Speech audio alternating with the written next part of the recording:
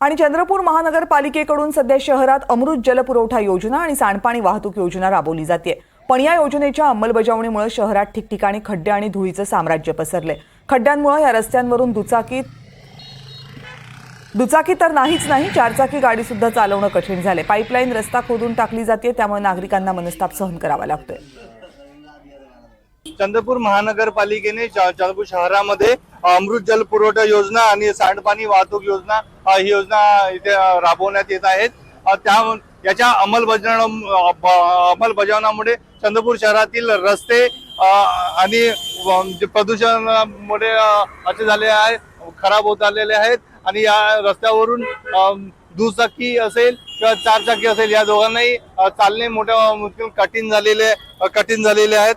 या रस्त्यावरून गाडी व्यवस्थित चालवतानाही त्रास होत आहे आणि या प्रदूषणामुळे चंद्रपूरकरांना त्रासाला त्रास सहन करावा लागत आहे। चंद्रपूर शहरात सुरू असलेली हे अमृत जलपुरवठा योजना ही 270 कोटीची असून 150 किलोमीटर पर्यंत या पाईपलाईनचा रस्ता खोदून टाकली जाणार आहे। तर सांडपाणी वाहतूक योजनेसाठी 542 कोटीची असून यातील 234 कोटीची पाईपलाईन रस्ता खोदून टाकली जाणार आहे। या योजना राबवण्यासाठी चंद्रपूर शहरात ते रस्ते खोदून पाईपलाईन टाकली जात आहे। मात्र रस्ते खोदताना याची माती सगळीकडे अस्ताव्यस्त पसरली आहे आणि पाईप टाकून झाल्यावर हे खड्डे देखील नीट बुजवले जात नाही आहे। यामुळे सामान्य चंद्रपूरकरांना याचा मोठा त्रास सहन करावा लागत आहे।